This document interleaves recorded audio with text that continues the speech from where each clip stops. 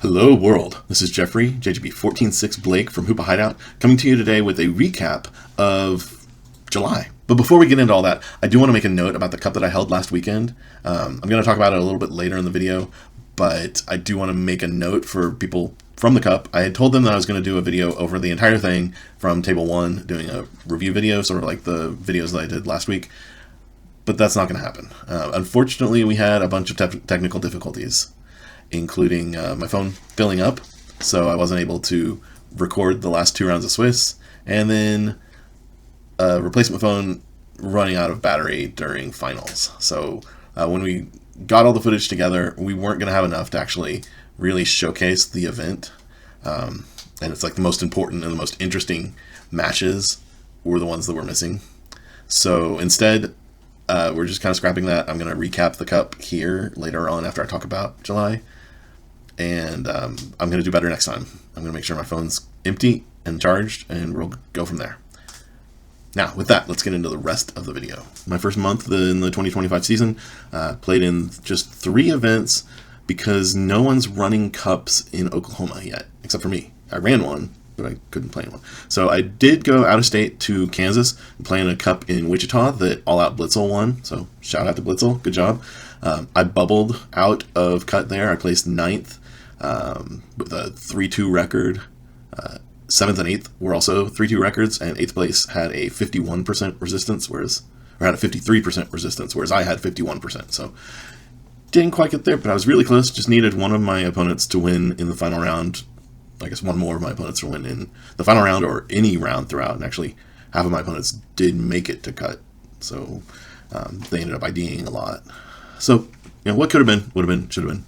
I did play. I came back the very next day and played in a challenge at Wizards. So that first cup, that was with Gardevoir, with a double Monkey Dory build, very similar to one of the lists that you can find on Azul's channel. If you go to @AzulGG, find the one. It ran Crisis Punch, so that'll tell you if you found the right list or not. Or if you bug me, I can put it below. But I played different lists, different decks entirely at all 3 events, so I don't want to just like make a comment with like a billion different lists. I then came back the next day and played in a challenge at Wizards Asylum here in Tulsa, and I ended up in 4th place overall there. It was a clean top 4, so that was kind of neat. There was no one that got bubbled out for resistance reasons, and I was running Lost Zone Dragapult using the list that I have featured on my channel. I think 59 cards from that list. I took out the Temple of Sinnoh and instead was playing a Lost Vacuum to help accelerate my path toward getting to the Lost Zone, which is a change I stand behind. I like it a lot. I haven't had trouble with Lugia not playing the Temple, so we also don't have a whole lot of Lugia players here, so it bounced out. And I actually beat a Lugia in that event, so worked out for me. Again, you can find that list. I'll link to it in the description, and I will actually show the list that I played to a 26-person league challenge on at a Tuesday night event. I don't know why we got 26 people, but I won the event there, which is why I'm going to go ahead and include that list as the list below, playing Ancient Box. And it's a unique Ancient Box. It's similar to the list that I featured a long time ago, and I want to throw out there, like, I still played the Koraidon. I didn't do the Walking Wake stuff because I wanted a secondary attacker, and I can 100% say that I would not have won the challenge without Koraidon in my deck. Him being able to hit and prepare for a 2-prize KO. Like I think there were a couple games where he hit for 120 on turn 1. I would not have been able to attack with Roaring Moon, but that 120 prep got me there. Like if you had swapped out the Koraidons for Walking Wakes, right, I would not have been able to get off an attack if I had started Walking Wake there instead of Koraidon. But instead of not attacking, I was able to put down 120 or 150 damage, and that gave me prep to then the following turn follow up and take 2 prizes, which put me ahead in the prize race at that point, right? Because they had taken 1, and then I knocked out their big attacker, and they were behind the setup, right? That happened, like I say, multiple times. Koraidon made the difference. I was undefeated going into the finals, which it was a 5-round event, so 4 rounds undefeated, and then the 5th round, it was me and one other player who was also undefeated. Everyone else was lower than us. I was playing Ancient Box. He was playing Chen Pao. He asked me if I wanted ID. We looked at resistance numbers. Like, I mean, we didn't look at the numbers because we weren't given the numbers, but we looked around to see where our previous round opponents were situated, and looked like more of my people were on the higher tables than his. So I agreed because I figured that would lock in the win. He wanted to do it because it made sure that if we play and he loses, he might end up missing cut based on his resistance values if other 3-1s had better resistance than he did.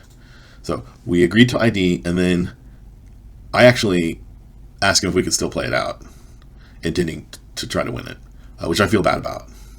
And he actually won, but he said that he still wanted to abide by the terms of the ID.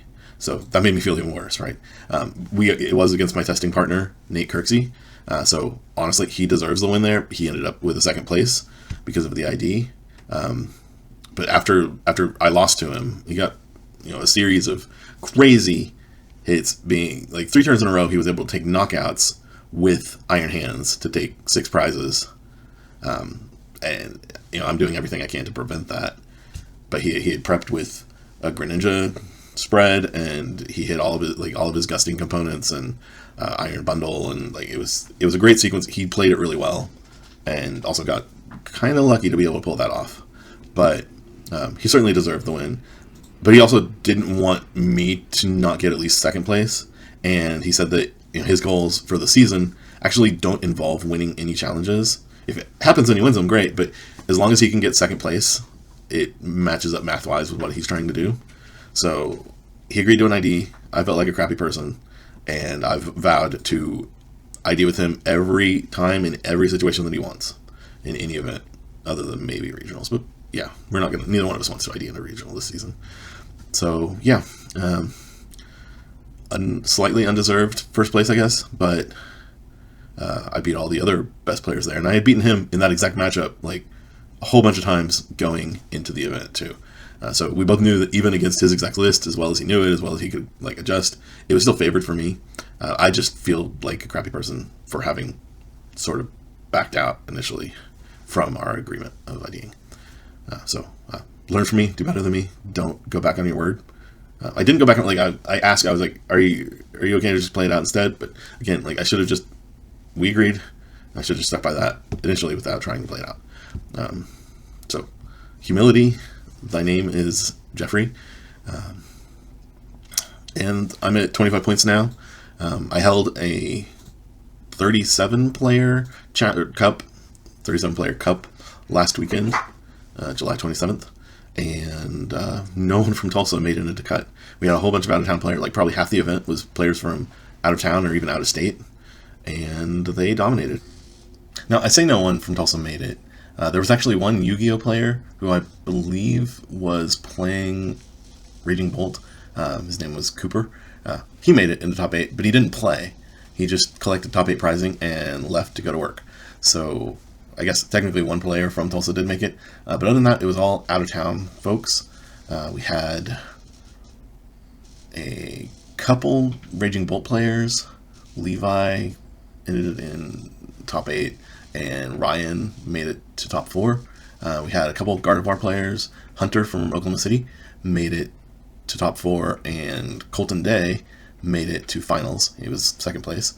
We had a Lost Box player, Kyle Haverland, who actually made it, and I think it was very close to the exact list from NAIC that he won the event with. And let's see, Taylor, also from Oklahoma City, made it to top 8, again, playing, I believe, it was either Bolt or Drago.